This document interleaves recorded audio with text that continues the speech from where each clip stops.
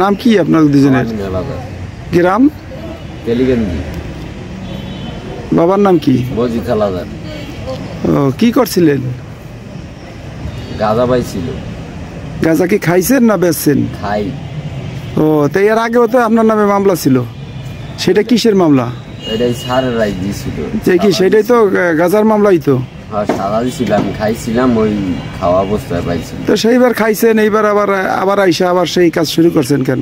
আর জীবন আর খামু না স্যার, এইবারই ভালো হয়ে যাবো। এবারে ভালো হয়ে যাবেন। আর তোমার নাম কি? মোহাম্মদ কাউসার মোল্লা। কাউসার মোল্লা, বাড়ি কোথায়? পশ্চিম তেলিগঞ্জি। ও, এমনি কি করো? এমনি স্যার কাজ কাম করি। কি কাজ করো?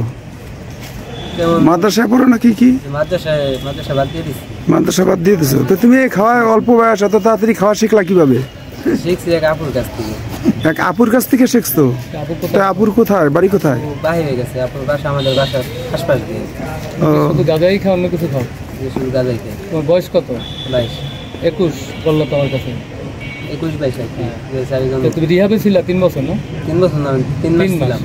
তা এখন এরপর ভালো হয়ে যাবা তো ভাই? জি ইনশাআল্লাহ। হ্যাঁ ইনশাআল্লাহ। এখন এদের দুইজনে কি কি সাজা হয়েছে? এদের আপনার সাজা হয়েছে 3 মাস আর 100 টাকা জরিমানা, আর 5 মাস 100 টাকা জরিমানা। 3 মাস আলামিনের, আমার 3 মাস, আর জি আমার 5 মাস। 5 মাস। তো ভালো হয়ে যাবে আমার এই জন্য। এই শর্তে, ভালো হয়ে যাওয়ার শর্তে কমাই দিচ্ছে। আচ্ছা, ঠিক আছে। মাঝে আপনাদের দেখি রাজৈর উপজেলা থেকে বিভিন্ন গাঁজা যারা সেবন করে তাদের ধরেন, বিভিন্ন মেয়াদে সাজা দেন।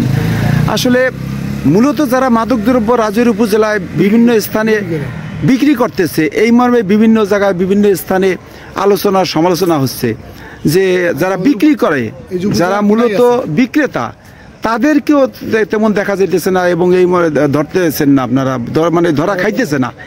এই ব্যর্থতা হওয়ার কারণ কি? এটা একটু আমি বলি, এটা কোনো ব্যর্থতা না। আমরা যে কাজ করি, আমরা আমাদের গোপন সংবাদের ভিত্তিতে সোর্সের মাধ্যমে আমরা কাজ করে থাকি।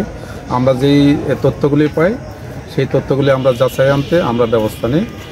আমরা পরবর্তীতে যে কোনো তথ্য যেখানে আমরা পাবো সেখানে আমরা অ্যাকশনে যাব।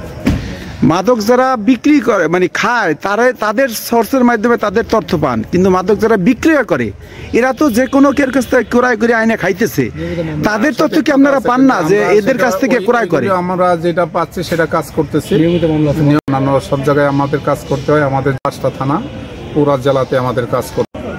মূলত যারা গাঁজা সেবন করতেছে তাদের মাঝে মাঝে আপনারা গ্রেপ্তার করেন, কিন্তু যাদের কাছ থেকে এরা ক্রয় করতেছে, যারা বিক্রেতা, যেমন ইয়াবা, গাঁজা, ফেন্সিডিল যাই বলেন, এই বিক্রেতাদের কোনো সময় দেখতেছি না যে বিক্রেতাদের আপনারা গ্রেপ্তার করছেন। এই বিক্রেতাদের গ্রেপ্তার করার সোর্স কি আপনাদের নাই?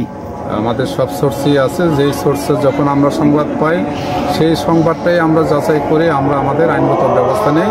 ইতিপূর্বে আমাদের বিক্রেতাদের বিরুদ্ধে আমাদের মামলা হয়েছে সোর্সের মাধ্যমে, সংবাদের ভিত্তিতে। বিক্রেতাকেও আমরা ধরেছি। সকলে আমাদের কাছে, আমরা যাকেই পাই আমরা তাকেই ধরি।